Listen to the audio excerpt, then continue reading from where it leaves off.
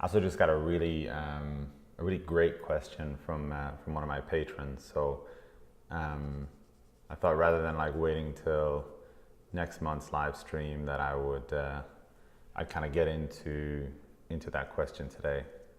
And it's like a complicated one that probably like I'm not going to be able to unpack all of it here and sort of set the record straight, but I can kind of give my 2 cents about the subject, right?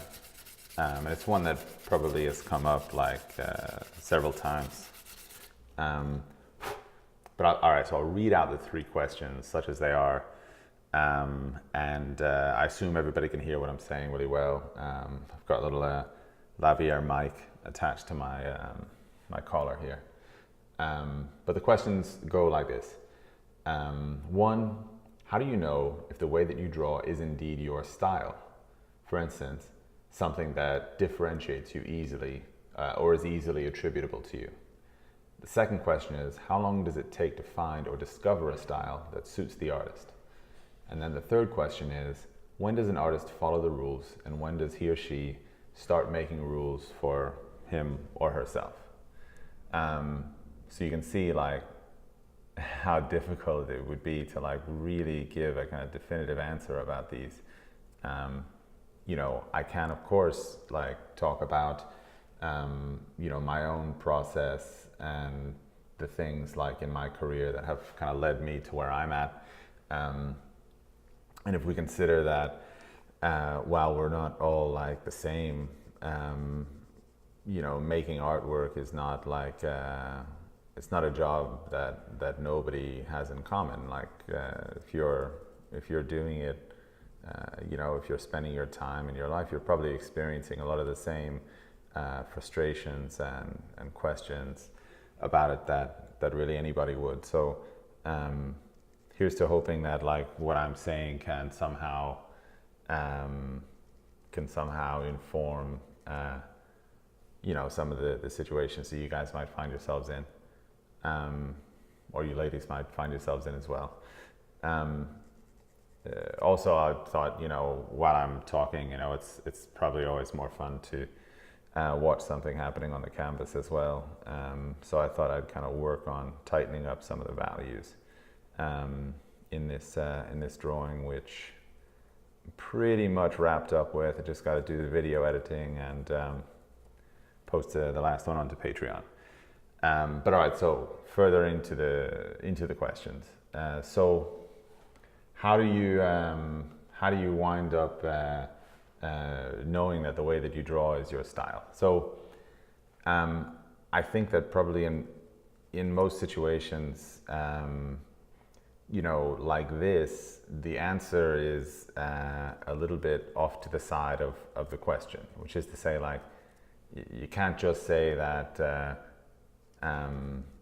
find a style is to just draw a certain way and then do that forever. Because we're also talking about something that you feel is kind of representative of your character or your appreciations or your kind of thoughts and reflections, right? So for me, it was very much a matter of discovering what I actually did like or did not like about an artwork, or in this case, like a drawing. So it was in some ways like a process of elimination, right? I found that I really did love really finely refined kind of features, right? A lot of the drawings that I like, from a lot of the artists that I look at are a lot more technically refined. I also found that, like, on the other end of that spectrum, if a drawing was, for instance, a little bit like too kind of overdone, if we were getting into like the pores in the skin, that was a level of detail that like really didn't do anything for me. I was kind of artworks that contain that, they're not bad, but they're not what I'm drawn to. So like within just those two observations, I started to understand like where in the spectrum of kind of rendering things out, I wanted my work to be, right? I didn't want it to be totally photorealistic, but I also didn't want a drawing that was just like a loose sketch that looked like it took 5 minutes to make. And if you look at like the drawing that I'm making here, you can see that there's, despite Instagram's camera being really, really terrible, you can see that there are areas that are like highly refined and realized, and areas that are kind of rougher and kind of looser around the edges. There's even moments where you see just even hatch marks from a pencil are still present there. So just to say, like, for me to find that sort of area in the middle of those two, I kind of had to understand what I felt about those two kind of opposites in a way, right? Now that's a little bit like about aesthetic. I mean, there's several different kind of layers that you can look at that through, you know. Also just in terms of mediums, right? So like, why did I eventually settle on graphite? Part of it was just experimentation. I would work a lot in charcoal, for instance, for years and years and years. I did charcoal drawings because I had been trained to do that at school, and so, you know, it was natural that as a professional I should work with charcoal. There were things eventually that I found, like, again, like looking at other artists' work that I appreciated. There were things that I'm not going to say like I couldn't get them in charcoal. It's just there were things that I wanted that maybe graphite lent itself a little bit more easily to. Right, so like if you want a kind of a smaller than life-size head with a kind of tightly rendered eye like this, well, probably, you know, you'd like to use graphite for that. And so also there was some kind of process of elimination where I kind of felt that, you know, graphite rather than charcoal was kind of the one that did it for me. Now, for instance, let's say that, you know, I was really into color, and like color was a big kind of part of my world and part of my feelings for expression. Then I should choose, you know, pastel drawing, or I should choose colored pencil, or I should choose, you know, even oil paint maybe is something to consider also, like alongside that. But those were not so much like where I wanted to be. So again, through that process of like elimination, I found that, well, graphite does the stuff that I want to express very easily. Also, like I always spent a long time kind of drawing sculpture. I was probably as much of a fan of like sculpture and three-dimensional arts as I am of like painting or drawing and two-dimensional arts. So there's an extent to which already the kind of monochrome or duochrome nature of drawing really appealed to me as well. So this speaks a little bit to the kind of first question, which was, how do you know if the way that you draw is indeed your style? I guess you have to ask yourself, like, what do you like or not like about what you're doing? If you look at your drawing and you constantly think, this is not refined enough, probably you need to grow into that. You need to work to get to a level where you feel like you can accept that level of refinement. Then the question, how long does it take to find or discover a style that suits the artist? Just based on personal experience, probably took me about 10 years. I mean, probably the seeds of it were always there. Like, I think that to a certain extent, I always kind of drew this way. But this is like another feature that I think has to be looked at. So I don't think I recognized it as that. I don't think I looked at my work and thought, I like these properties or these qualities.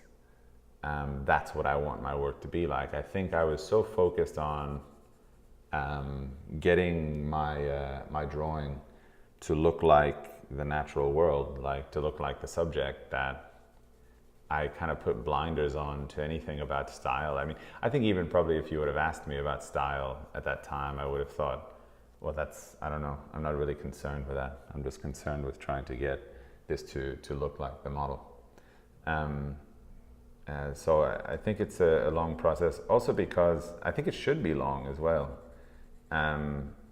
If you ever think of like when you were a kid and you first, I don't know, you first had like a girlfriend or a boyfriend or whatever it was, and you thought like immediately you must be in love.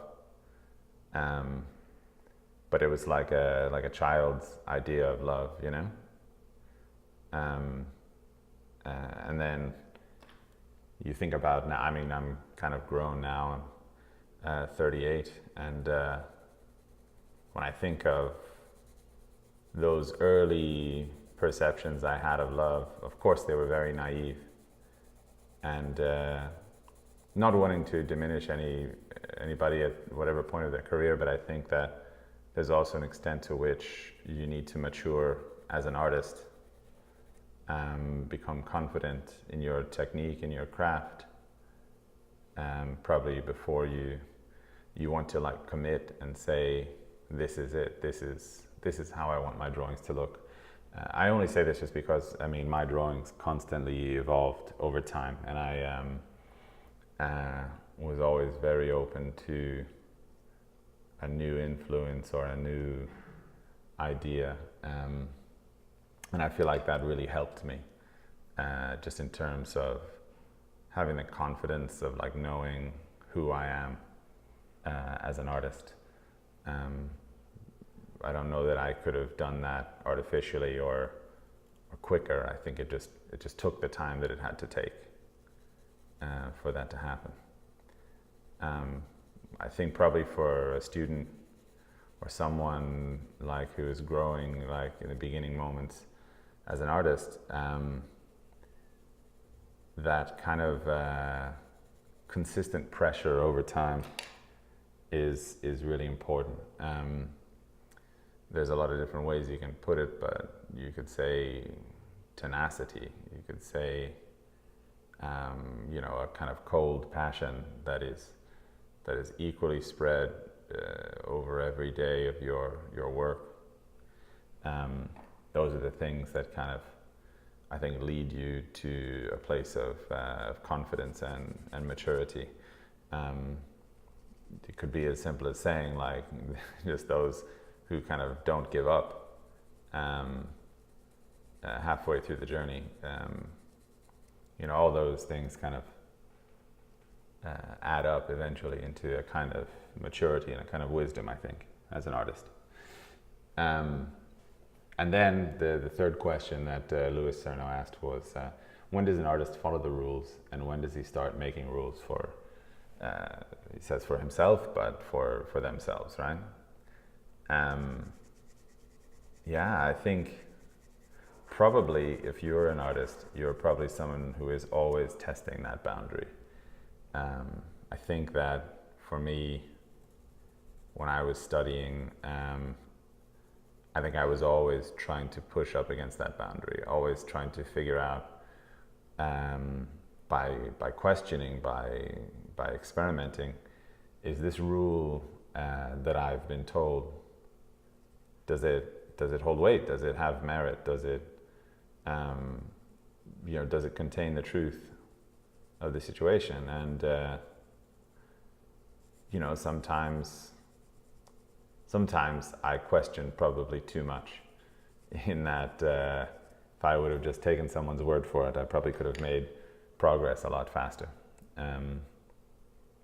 But also I think that questioning gave me a kind of a confidence in that if I figured out that it was true, you know, or at least I figured out that I could believe it, then I really had the confidence and conviction of that belief, because I had tested it. I had tested the boundaries of whether it was true or not, or whether it was effective or not.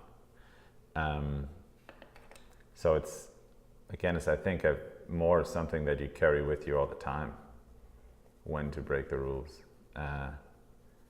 There is a risk in that statement, you know, to break the rules or not to break the rules. There's a risk that you consider breaking the rules before you even understand the rules.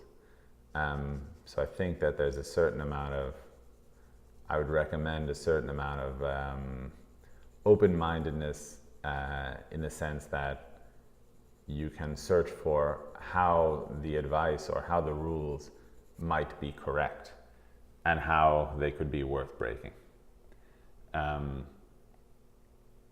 Yeah, a couple of people asked about my pencil brand as well. It's just a Mars Lumograph from Stadler. Nothing very special. But yeah, so Lewis, he's on my Patreon page already. Thank you so much for the 3 very kind of thoughtful questions. And also I hope that, I mean, I know, well, I very rarely give like a kind of a yes or no answer, like yes, it has to be this way, or yes, it has to be the other way. I think life is so complex that you have many different layers to every truth. So I hope that, you know, the ones that I have found were, I don't know, useful to you in your particular questioning. And also, by the way, thank you to everybody who stopped by here and again, like, if you have questions that you want to hear me talk about in a live stream, sometimes like I'll be able to track your comments, and I'll be able to kind of take questions while I'm going. So just tune into the live stream and ask. But if there's something like you really want to hear about, or you really have some curiosity about it, you can always direct message me. And also just so you know, if you know, if like these drawing videos, if you think they're very interesting, there's a whole lot of them on my Patreon page. I do new videos every month. So this is the one from February, and there's about probably 4 hours of video content based on me kind of making this drawing, and you know, everything from you know, what materials I'm using to make it, how I start out, how I finish, everything in between. I've actually just recently really upgraded the camera situation that I use, so I've got sort of full 4K video every time I put out a tutorial, which is, I think, like really exciting. But anyway, all of that is to say, just thanks for stopping by, and if you're interested in this stuff anymore, there's always a link to my Patreon page in my bio. All right, there's one question I'm just seeing here. The style that you draw and paint, does it have a name, or is it your personal method or style? It's certainly something that I would say is a fairly personal take, or a personal interpretation of the manner of the school in which I was trained. So I studied at the Florence Academy of Art, and there's a very strong kind of focus on visual drawing. So when you think about just the impression that you get looking at the world around you, this is kind of the focus of the school, rather than, like, say, kind of conceptual training. Though with that being said, like, I also studied anatomy for a lot of years, and there's certainly like an aspect to my work that kind of owes itself to some conceptual training. But yeah, that's what I do. Someone's asking, how can I review my improvement without a mentor? I don't know. I think it's very challenging to be self-taught. I spent years just working on my own and trying to learn how to draw and paint representationally without guidance. And this is just my take on it and my opinion. So if you feel differently, I respect those opinions too. I just found it like very, very frustrating and not, frankly, like all that rewarding in a way. And I say this from this perspective of having gone through that, but also now I trained for a lot of years as well now, with proper instruction. But if you don't have a choice to take in the matter, I would say try to compare as directly as possible your work and the work or the level that you're trying to achieve. Take a drawing and put it up next to your drawing and ask yourself, what is the difference in between the two?